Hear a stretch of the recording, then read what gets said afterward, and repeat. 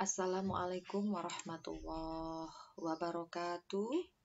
Hari ini kita akan belajar tentang alat ukur. Di dalam fisika ada beberapa alat ukur. Yang pertama, alat ukur panjang. Antara lain yaitu mistar atau penggaris yang biasa kamu gunakan sehari-hari, memiliki ketelitian 1 mm. Kegunaannya untuk mengukur panjang meja, panjang kertas, dan lain-lain. Apabila kita mengukur benda kurang dari 1 mm, maka kita tidak bisa menggunakan penggaris atau mistar. Menggunakan apa? Nah, kita bisa menggunakan alat ukur jangka sorong. Siapa yang pernah melihat alat seperti ini? Biasanya digunakan oleh siapa? Oh, ada yang punya di rumah. Ya, ini biasanya digunakan oleh Pak Tukang. Ya. Nah, alat ini memiliki ketelitian 0,1 mm atau sama dengan 0,01 cm. Kegunaan alat ini yaitu mengukur diameter luar kawat, diameter dalam suatu tabung, dan kedalaman tabung. Untuk alat ukur panjang yang lebih teliti lagi, yaitu micrometer screw. Ya, kita akan bahas setelah membahas jangka sorong. Nah, skala jangka sorong ada dua, yaitu skala utama atau skala tetap dan skala nonius. Cara mengukur yang pertama, skala utama dilihat pada angka yang terlihat sebelum 0 pada nonius. Yang berikutnya, skala nonius dilihat pada salah satu garis yang berhimpit atau lurus dengan skala utama. Mari kita pelajari bagian-bagian jangka sorong. Nah, berbeda dengan penggaris, untuk jangka sorong memiliki dua skala. Yang pertama, angka yang tertera di sini, seperti penggaris, ini namanya adalah skala utama atau skala tetap. Angka-angka ini tidak bisa bergeser.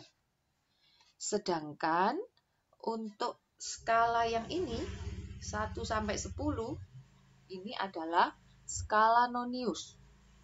Nah, bagian ini bisa bergeser tergantung besar kecilnya benda.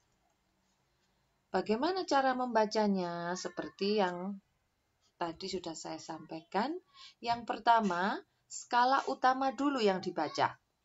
Dilihat pada angka yang terlihat sebelum 0 pada skala nonius. Mari kita lihat manakah 0 pada skala nonius. Skala nonius ini ya, 0 skala nonius. Angka pada skala utama yang dibaca adalah sebelum 0 nonius. Berarti yang ini. Ya, sebelum yang ini. Nah, kita langsung pada contoh soal. Ini garis pertama yang di sini adalah angka 0 nonius. Sehingga yang dibaca adalah skala utama sebelum nonius. Ini ya. Kalau di sini angka 3, maka satu garis berikutnya adalah 3,1 cm. Kemudian yang kedua, setelah angka nonius, setelah skala utama dibaca, yang berikutnya adalah skala nonius. Dilihat pada salah satu garis yang berhimpit atau lurus dengan skala utama. Jadi, pada skala nonius, pasti ada salah satu yang berhimpit dengan skala utama atau yang paling lurus. Nah, kalau ini bisa kita lihat yang paling lurus adalah yang ini. Nah, kita hitung mulai dari awal, 0, 1, 2, 3. Berarti skala noniusnya adalah 3. Nah, kemudian bagaimana cara menghitungnya? Nah, ini sama seperti tadi ya, ini. Skala utamanya tadi 3,1. Kita ingat lagi, 3,1 dari sini. Sedangkan skala noniusnya adalah 3. Nah, kenapa 3 ini dikalikan 0,01 cm? Ini merupakan ketelitian dari jangka sorong. Ya, jadi untuk skala nonius dikalikan ketelitian dari jangka sorong tersebut, yaitu 0,01 cm. Kenapa tidak menggunakan 0,1 mm? Karena untuk skala utama menggunakan cm, biar mudah dalam menjumlahkan. Nah, setelah dikalikan hasilnya 0,03 di jumlah keseluruhan. Berarti ketika posisi benda sudah dijepit seperti ini dan angka menunjukkan seperti tadi, maka panjang dari benda tersebut adalah 3,13 cm. Paham ya? Kalau kurang paham bisa diulang lagi. Yang kedua adalah micrometer screw. Memiliki ketelitian 0,01 mm, 0,01 mm. Jadi ini lebih teliti daripada jangka sorong. Kegunaannya adalah mengukur ketebalan kertas. Jadi satu lembar kertas itu bisa diukur ketebalannya menggunakan micrometer screw seperti ini ya. Nah, micrometer screw juga memiliki dua skala, yaitu skala utama dan skala nonius, sama seperti jangka sorong. Mana yang merupakan skala utama? Nah, ini adalah skala utama. Bagian tabung dalam, ya. Tabung yang dalam, ini skala utama. Ini tidak bisa digeser-geser. Sedangkan skala nonius ini bisa diputar, ya, tergantung bendanya ini. Seberapa besar bendanya, maka ini diputar bisa maju sampai sini sehingga angka pada skala nonius ini juga akan berubah. Nah, bagaimana cara membacanya? Yang pertama, skala utama dilihat pada skala tetap yang terlihat terakhir, ya, yang terlihat terakhir. Yang kedua, skala nonius dilihat dengan berhimpitnya garis pada skala tetap dan skala nonius. Ini lebih jelasnya. Ini adalah skala utama. Dilihat yang mana? Yang terakhir terlihat. Nah, ini ada 15, satu garisnya lagi 16, 17, 18, 19. Kalau yang terlihat di bawah, ini adalah setengahnya. Berarti, ini ya, kalau diperbesar seperti ini, 16, 17, 18, 19,5. Ya, untuk skala utama 19,5. Bisa kalian catat 19,5.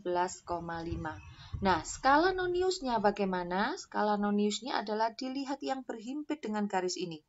Nah, yang paling lurus adalah ini.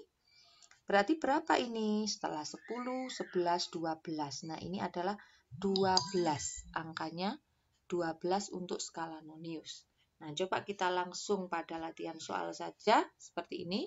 Nah, ingat skala utama tadi yang dilihat adalah angka yang terakhir terlihat. Nah, kebetulan di sini angka yang terakhir terlihat adalah 8. Satuannya milimeter. Kemudian, skala nonius yang dilihat adalah yang berhimpit dengan garis skala utama. Ini ya, berarti sebelum 20 adalah 19. Dikali 0,01 mm, ini merupakan ketelitian dari micrometer screw, berarti totalnya 8,19 mm. Berarti benda tersebut memiliki ketebalan 8,19 mm. Paham? Ya, bisa diulang lagi bila belum paham. Yang berikutnya adalah alat ukur massa. Kalian pernah lihat ini ya, namanya neraca dua lengan. Ini neraca elektronik, neraca duduk, dan neraca Ohaus. Nah, bagian-bagian neraca Ohaus, nah ini ada 3 lengan. Ada 3 lengan, namanya lengan depan, lengan tengah, dan lengan belakang. Bagaimana cara membacanya? Dimulai dari yang ratusan dulu. Ya, apabila jarum menunjukkan di sini, maka ini 200 gram nilainya. Kemudian di tengah 20, lengan depan 5,5 sehingga bila dijumlahkan, maka benda tersebut memiliki massa 225,5 gram. Ini lebih mudah daripada jangka sorong dan mikrometer skrup. Yang berikutnya, alat ukur waktu, tidak asing bagi kalian, jam dinding, jam tangan, dan stopwatch. Alat ukur suhu, termometer badan, juga tidak asing, ya. Termometer dinding ini digunakan untuk mengukur suhu ruangan. Nah, demikian alat ukur di dalam fisika yang sudah kalian pelajari. Semoga bermanfaat. Saya akhiri. Assalamualaikum warahmatullahi wabarakatuh.